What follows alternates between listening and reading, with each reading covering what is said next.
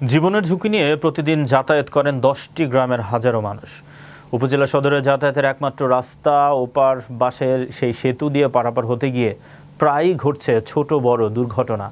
স্থানীয়দের অভিযোগ, দীর্ঘদিন ধরে সেতু নির্মাণের দাবি জানিয়ে আসলেও কোনো উদ্যোগ নেই সংশ্লিষ্ট কর্তৃপক্ষের। সিলেট প্রতিনিধি মোহাম্মদ দুলাল হোসেন রাজের ভিডিও তথ্যচিত্রে দেখুন ডেস্ক রিপোর্টে। সিলেটের গোয়াইনঘাটের কয়না জঞ্জল খালের উপর নির্মিত জরাজীর্ণ বাঁশের সেই সেতুটির এখন মরণ ফাঁদে পরিণত হয়েছে। একটু সেতুর অভাবে চরম দুর্ভোগে 10টি গ্রামের মানুষ। একে তো বাঁশের সেতু, তার উপর জরাজীর্ণ, মানুষ উঠলেই নড়বড় করে, যানবাহন উঠলে তো কথাই নেই। যে কোনো সময় সেতু ভেঙে ঘটতে পারে বড় ধরনের দুর্ঘটনা। ব্রিজটা আসলে দ্রুত দরকার। অনেকগুলো ছাত্র এখান দিয়ে যায় এবং আমাদেরও যাইতে খুব কষ্ট হয়। যেমন আমরা রিক্সের মধ্যে দেখেন, এই যে মহিলা নিয়ে যাইতেছি, এটা রিক্স না? দুর্ভোগের শেষ নাই।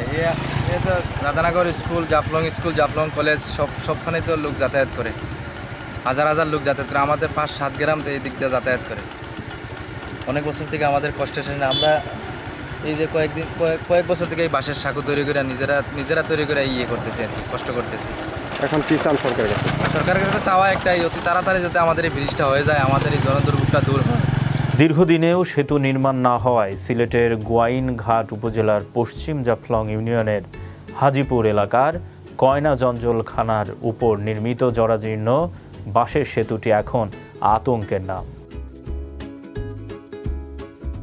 সেতুর উপর দিয়েই জীবনের ঝুঁকি নিয়ে প্রতিদিন নকশিয়াপুঞ্জি ঢালার পার, প্রতাপপুর, হাজিপুর, পান্তুপ, মাই, পীরের বাজার, লুনি, রাধানগর, লন্ডনী বাজার ও বাউরভাগ গ্রামের শিক্ষার্থী সহ হাজারো মানুষের যাতায়াত। স্কুলে যেতে আমাদের অনেক কষ্ট লাগে, বা বর্ষাকালে আসলে আমাদের নদীতে অনেক পানি থাকে।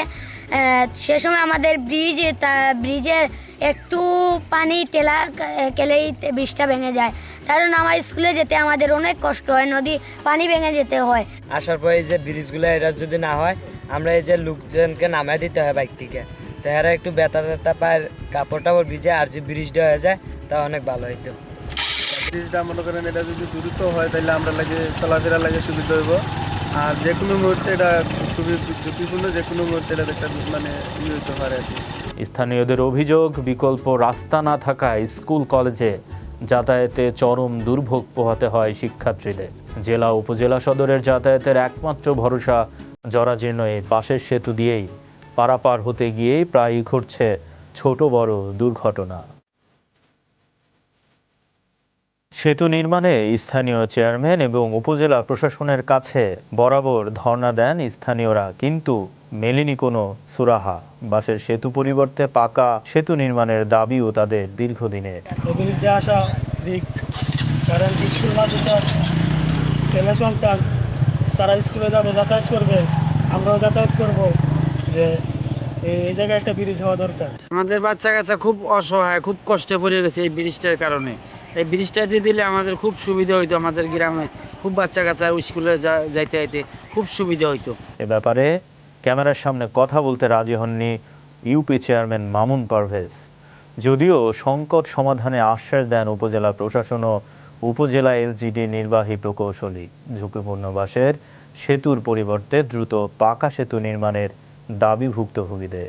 ব্রিজের যে লেন্থ আছে সেই লেন্থ অনুযায়ী কাজ করাতে হলে সেক্ষেত্রে এলজিডি কে আমাদের সম্পৃক্ত করার বিষয় আছে। তো সেই অনুযায়ী এই রাস্তাটি এলজিডির আইডিভুক্তকরণের জন্য যে কার্যক্রম আছে সেটি উপজেলা পরিষদের পক্ষ থেকে উদ্যোগ নেওয়া হচ্ছে এবং আশা করছি এই বিষয়টি অচিরেই বাস্তবায়ন হবে। তবে রাস্তাটা খুবই গুরুত্বপূর্ণ। আমি নিজেও গেছি কয়েকবার করে, মহোদয় আমাকে নিয়ে গেছেন। আমরা কোনো আইডিভুক্ত রাস্তা ছাড়া, প্ল্যানিং কমিশনের আইডিভুক্ত রাস্তা ছাড়া আমরা কোনো রাস্তা বা রাস্তার উপরে কোনো কালভার্ট ব্রিজ করতে পারি না। তবে এটার একটা প্রক্রিয়াধীন আছে। আমি ওইটাকে মানে উপজেলা পরিষদের মিটিংয়ে আইডি নাম্বার পেলে এটা আমরা ডিসি অফিসে পাঠিয়েছি। ডিসি অফিস থেকে এটা প্ল্যানিং কমিশনে যাবে। প্ল্যানিং কমিশনে গেলে আইডিভুক্ত হলে তখন আমি এটা একটা ব্রিজ করে দিতে পারবো। বিশ্ব বাংলা 24 নিউজ ডেস্ক।